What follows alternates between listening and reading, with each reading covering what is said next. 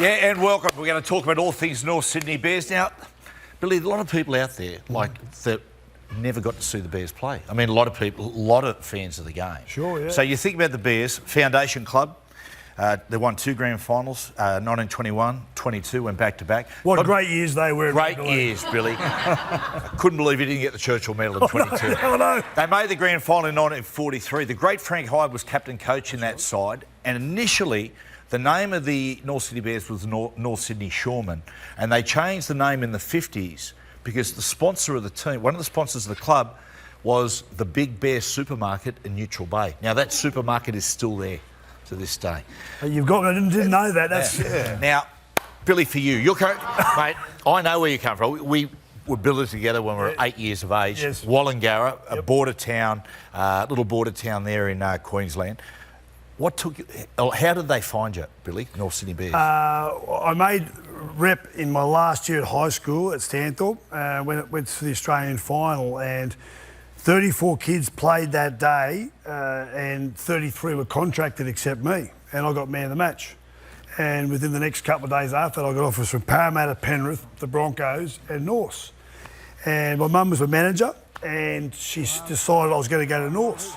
And you never argue with your mother. A couple of years later, I plucked up the coach and said, "Mum, why did we go to North?" She goes, "I can tell you why. I wasn't sure how good you were." I said, "What do you mean by that?" She goes, "Brisbane, Parramatta and Penrith have got 20 Billy Moores. North Sydney only have 1. So it'll give you the best chance to give you an opportunity." And that's why I love the club, because they gave me my start in life. They've taken me from Wallangarra. I got to live my dream, play for Queensland and Australia. So I owe the club everything. So to put back them in the competition in the form of the Perth Bears is a great thank you to them. Billy, you played some really great sides. Throughout the 90s, you've had some great teams. You could have easily grabbed a grand final. You've come that close a couple of times. Which one hurt the most? Well, we lost 4 preliminary finals. We lost to you guys in extra time. JT, one of the great halfback for our club. Probably the preliminary final hurt the most because we lost to St George.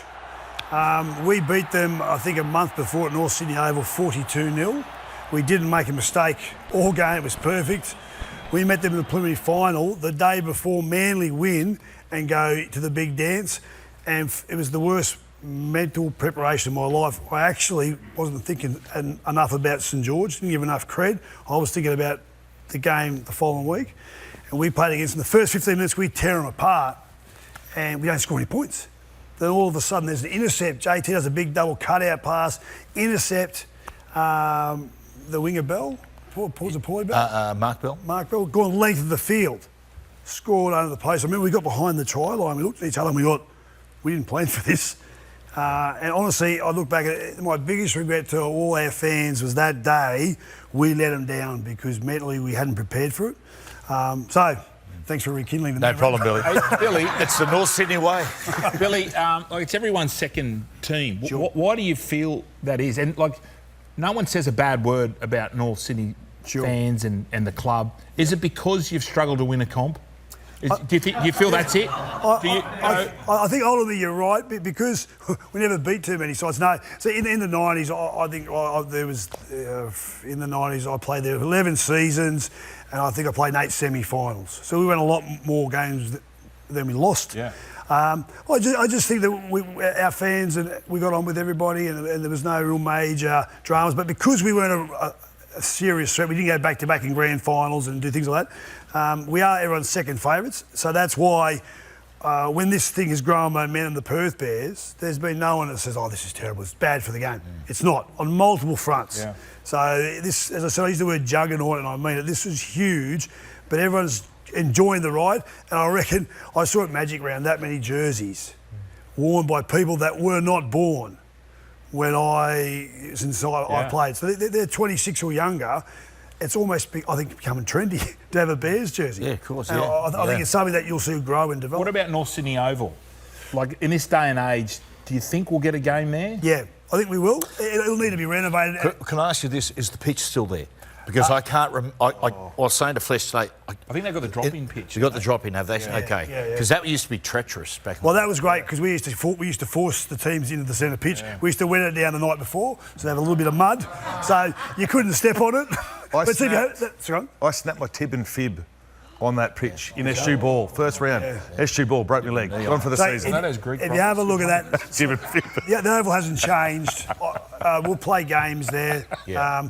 It will need updating, but I reckon you'd fit 16. I think the best we got there was 23, but we had people on the field that day. Who do you? I know it's a little bit down the track and things are going to change, but who would you like to give the right to play the Bears first up again? No, First game. Seagulls. Seagulls? Yeah. Mate, that's the older clash. The thing about that, though, I don't think you can play it at North Sydney Oval or Brookvale or in Perth. I just think that it's a game that would have to be played at the Sydney Football Stadium. Yeah. You'd get 45,000. Yeah. And even then you'd sell it out. It'd be a game for the ages and it'd be a great way to relaunch the club. Yeah. So hopefully PVL's listening and I can get on the committee and do the draw, see what I can do. Billy, I was going to ask you as far as coaches and players, and a lot have been spoken about that. Of course, we're looking back in time. You've had so many great players. The greatest players that have played for North Sydney. Who gets the gold, silver and bronze? The greatest player, and he should be an immortal, he's a Hall of Fame, is Ken Irvine. Yeah, Still wow. holds the record for the most number of tries, and you think about his strike rate for tries for the number of games, you know, it's phenomenal how good he was. And when you think, with all due respect, he played on the end of the North Sydney back line. It wasn't that good a back line, but he was such a good player.